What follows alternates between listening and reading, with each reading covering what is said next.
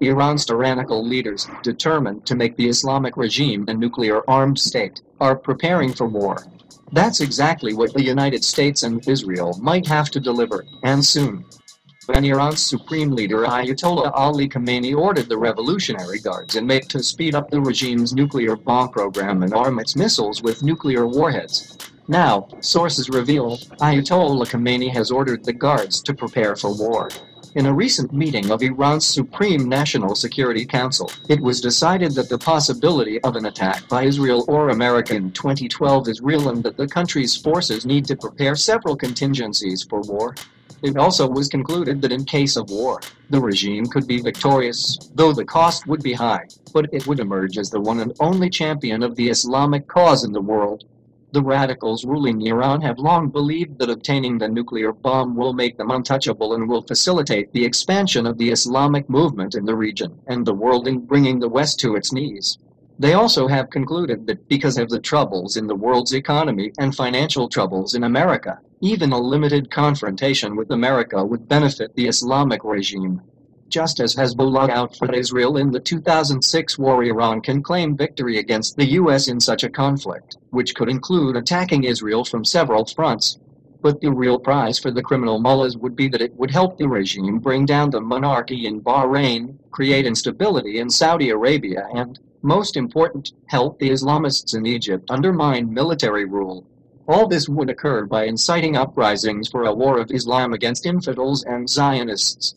The Guards in their preparations have mapped out several options. One would be to disrupt the oil flow from the Persian Gulf.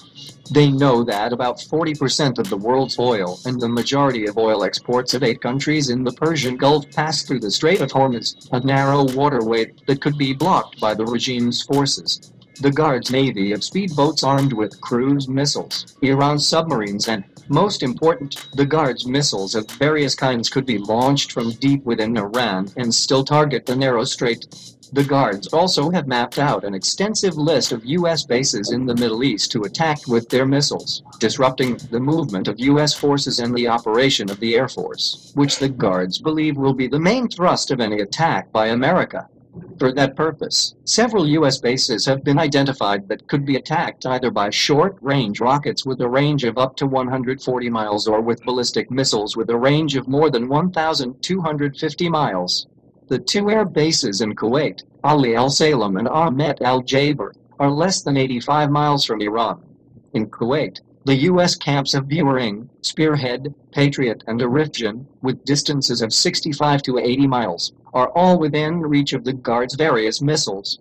The Guards also are targeting for U.S. air bases in Afghanistan as the main launching pads for any attacks on Iran. The Bagram Air Base, home to most of the U.S. Air Force presence in Afghanistan, is just 450 miles from the Iranian borders and within range of all of Iran's ballistic missiles. Other air bases in Afghanistan that would be attacked by the Guards in case of war are in Kandahar, Shindon, and Herat. The super U.S. base, Al-Udeid in Qatar, which is home to a variety of U.S. bombers and fighters, is within 175 miles of Iran and a prime target for the Guards, though because of favorable relations of the Islamic regime with the government in Qatar, the Guards are not sure America can use that air base for its attack and therefore will be much more likely to use its other super base at Al-Dhafra in the United Arab Emirates, also within range of various Iranian missiles. Other U.S. targets of the Guards are the U.S. Fifth Fleet in Bahrain and Thumrait Air Base in Oman. The Guards also have drawn up plans to confront any uprising from within should one occur after the breakout of war and have mobilized tens of thousands of passengers ready to put down any unrest against the regime. The Islamic regime in Iran also counts on Russia and China, with which it has close relations, to come to its help and facilitate an end to war in time to save the regime. China, which holds billions of dollars in contracts and is said to have more than 11,000 contractors, mostly of a military nature, in Iran, has the most to lose in the downfall of the Islamic regime, and its officials already have stated openly that China will aid the Iranian regime in case of war. Though the Islamic regime never should have been allowed to continue with its suppression of its people, its terrorist activities worldwide and its continuation of its missile and nuclear programs despite UN sanctions, One cannot imagine a world with nuclear arms in the hands of the jihadists in Iran, with officials from both Israel and the US calling a nuclear-armed Iran a red line, leaving the possibility of a military option on the table. We must realize that the only possible solution to this dilemma is a regime change in Iran, which a majority of Iranians support. The price we pay today to save world peace and security will be minuscule to what the world will pay in the not-so-distant future. Reza Khalili is a pseudonym for a former CIA operative in Iran's Revolutionary Guards and the author of A Time to Betray Threshold Editions, Simon & Schuster, 2010. He is a fellow with Impact America and teaches at the U.S. Department of Defense's Joint Counterintelligence Training Academy. This article talked about quite a few things that you don't hear talked about in the mainstream media, like what Iran may be thinking they can gain from a conflict with the U.S. and the different U.S. military bases in the Middle East that are within Iran's weaponry reach.